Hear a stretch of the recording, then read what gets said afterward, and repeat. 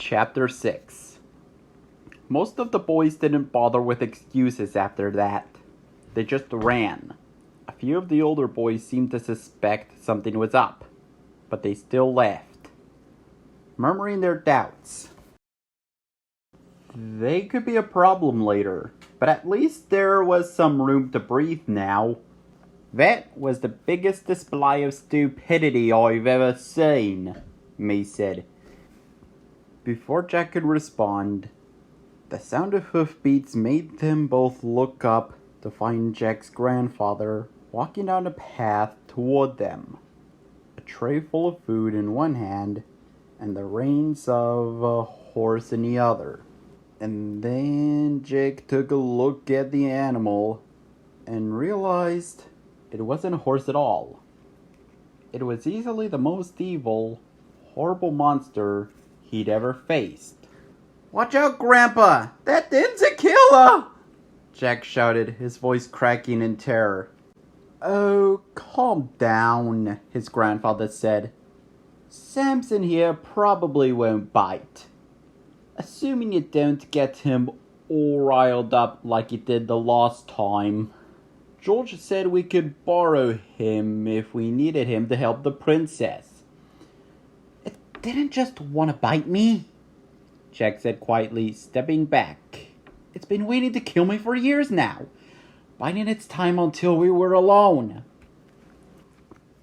If there was a meaner, nastier animal within 100 miles, George's horse would have run it down out of spite, eaten it, then maybe stuffed it as some kind of trophy.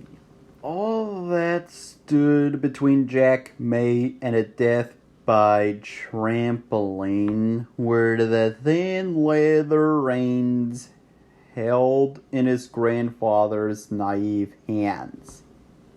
"Did I miss something here?" the old man asked, nodding at Robert's unconscious body. "Not much," May said. "Just a mob of boys fighting over who could marry me." "In other words, nothing special," Jack agreed, still eyeing the horse. The horse stared right back, following Jack's every move with his dark, dead eyes. "By the way, I wanted to thank you for telling the entire town about the princess." The old man coughed to cover his blush. "Yes, well, sometimes words slip out," he said. "Sorry about that." Jack rolled his eyes. "Slip out?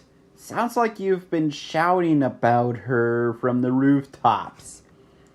Anyway, we should get out of here before Robert wakes up.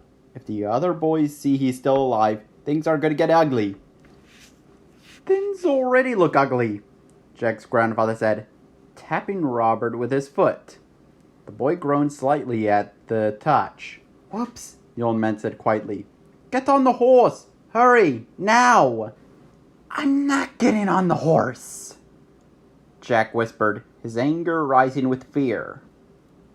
"Quit being a baby," May said to Jack, and walked up to the horse. "You're not mean, are you, buddy?" she said to Samson. Samson turned his gaze on the princess, and May immediately took a step back, shivering in the cool evening air. "I think it wants to eat my face off," she said quietly. "It's nothing personal," Jack told her, pulling her away from the monster. "It wants to do that with everyone." At that, Jack's grandfather grabbed his bag from Jack's hand. "You two are both pathetic. Still, I've got just the thing."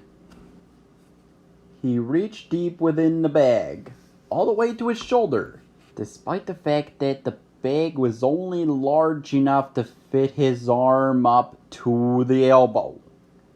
May's eyes widened at the magic while Jack just tapped his foot impatiently.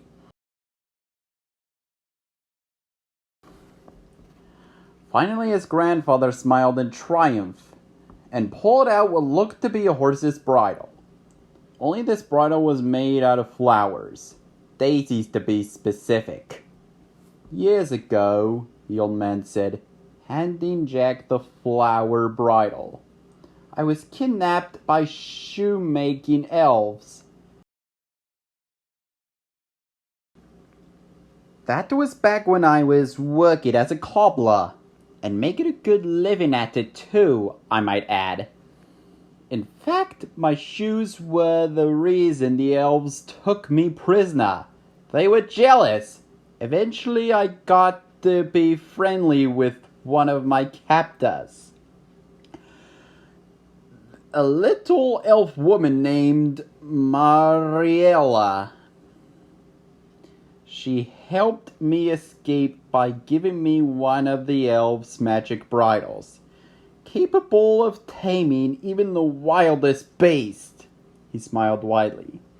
Had to use it on a frog the first time, actually. Did I mention they shrunk me to the size of an apple? Amazingly, the bridle grew with me when I turned back to normal. But that's another story. I heard it, Jack said, eyeing the horse, then the bridle. At this point, he wasn't sure which was worse.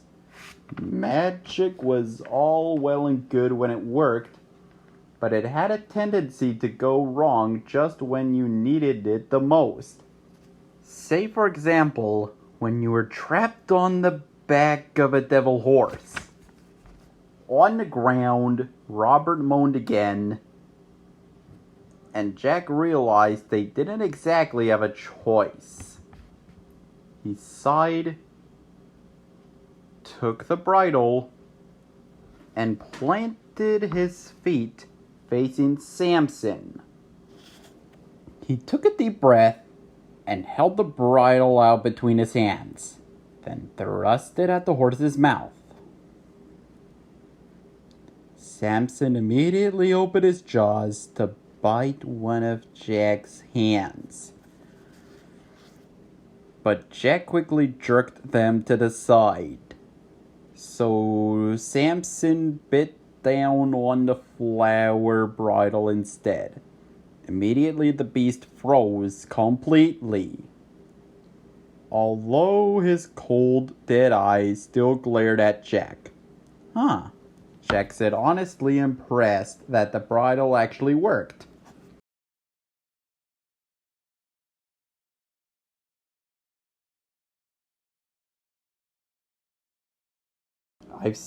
I've seen that story a million times in the storybook, but I still thought you were making it up. Shows what you know, his grandfather told him, helping May up onto the unmoving horse. After she was up, the old man handed Jack the bag. Take this too. What is that anyway? May asked. Jack's grandfather said, lighting up. It's a magic sack, princess. No matter what you put in it, it will never weigh it down or fill up. It's also where I keep my most treasured magical items. May they come in handy on your trip. He threw Jack a look. That includes one of your father's beans, by the way. Try not to eat that. Come the morning, you'd have more than indigestion. Thanks, Jack said. He leapt onto the horse behind May. Are you going to be okay here alone? I'll be fine. Get out of here, his grandfather said, eyeing the growing crowd of boys standing on the path back to town. And try not to mess this up, huh? Thanks for the optimism, Jack said, then shook the reins. Samson immediately began to walk, then trot. All the boys in town knew enough to stay out of the horse's way, but several of the boys threw Jack dirty looks as the horse approached. And then just as Jack and May passed by the largest group of boys, An angry voice yelled out from behind them. "Hey, what's going on here?" Robert yelled. "You tricked me, Jack! Get him, guys!" A loud conk shut Robert up as Jack's grandfather smacked him with the food tray. But it was already too late.